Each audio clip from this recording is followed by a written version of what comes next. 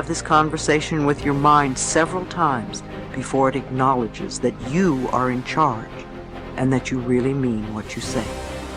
Imagine that your thoughts are like drops of water. One thought or one drop of water does not mean very much.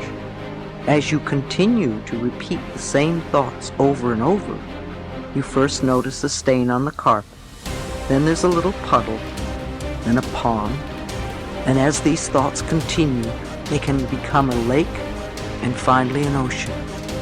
What kind of ocean are you creating? One that is polluted and toxic and unfit to swim in? Or one that is crystal clear and blue and invites you to enjoy its refreshing waters? All of us have these bags of manure that we carry around with us, called our past. And the people who have done things to us and the events and the circumstances, all of this stuff that we use and we bond to. And we bond ourselves to these wounds of our past, and we identify ourselves on the basis of these wounds. And every once in a while we set it down and we reach in there and we smear it all over ourselves. And then we wonder, why does my life smell so bad? I don't understand this. Whatever you pay attention to will naturally grow, at least for you.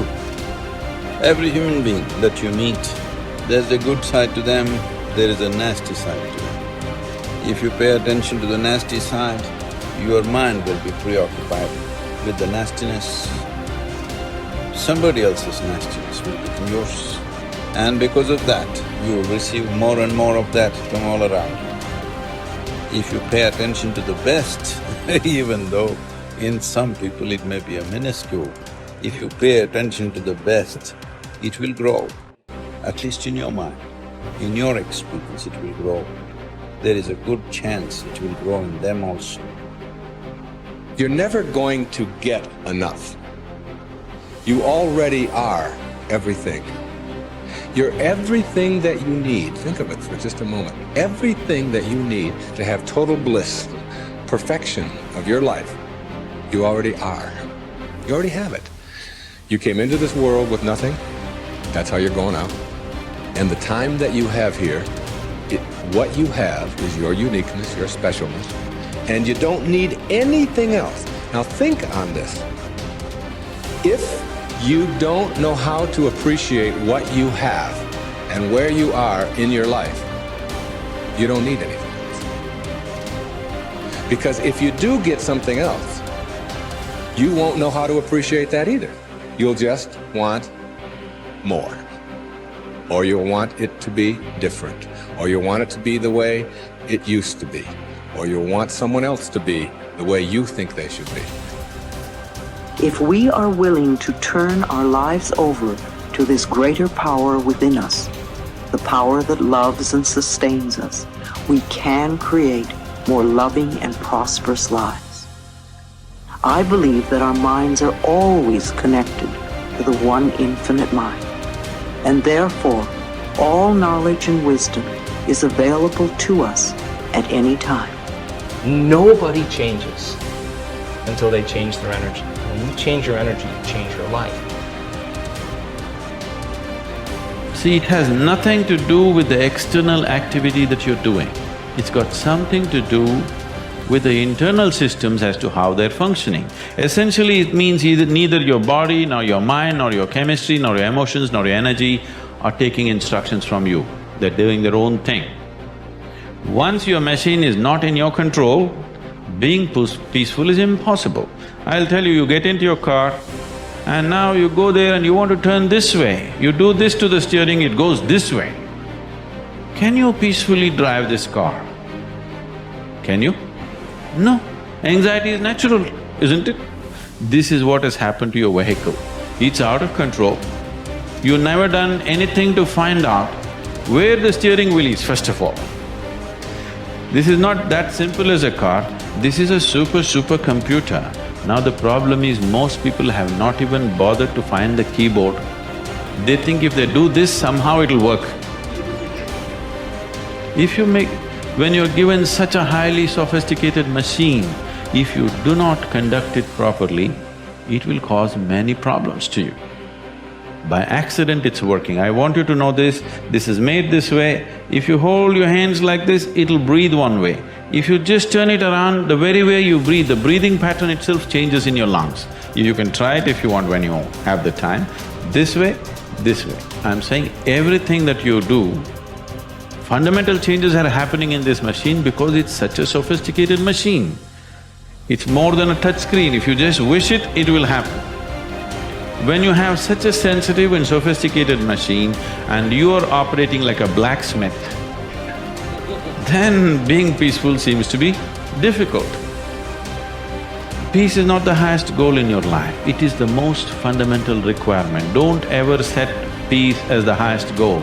If you do that, you'll only rest in peace. You must see, to be peaceful is the first thing in your life, isn't it? If you want to do anything sensibly in your life, if you want to conduct any situation in your life sensibly, to be peaceful and happy is fundamental. All improvement in your life begins with an improvement in your mental pictures. We know that because of the law of correspondence, that your outer world tends to be a mirror of your inner world. This means that what you see on your outside, what you see in your relationships, your health, your work, your customers, and so on, tends to be a result of the pictures you have inside.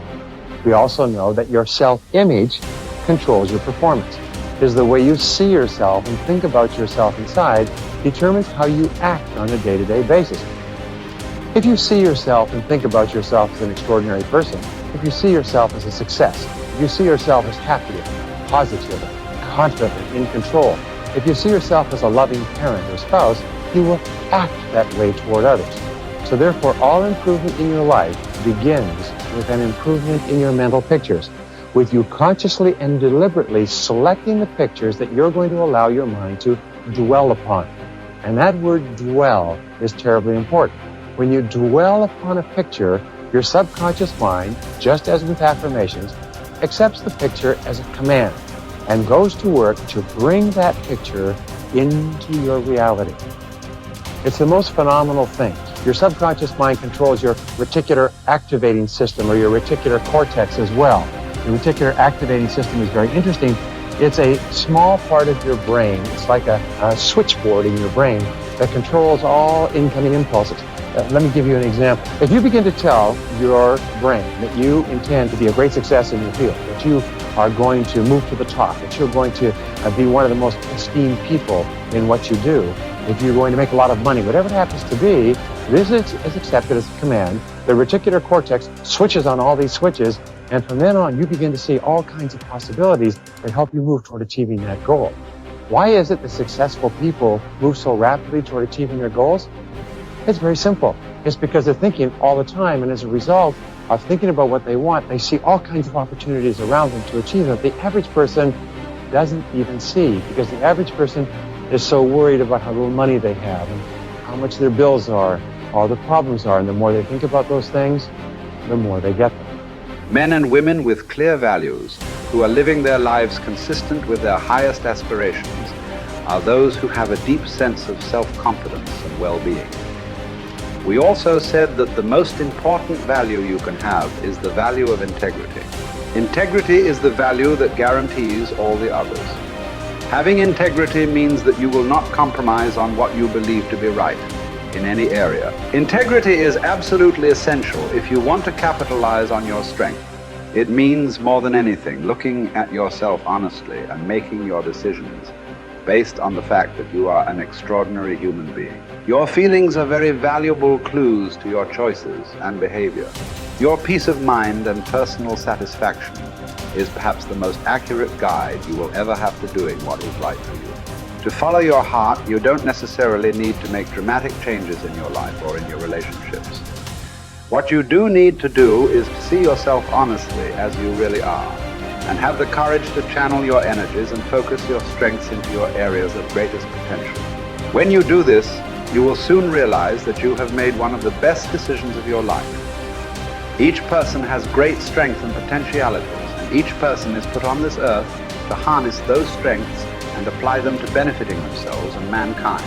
The life stories of the great men and women of history are usually stories of people who discovered their strengths and utilized them to the fullest degree.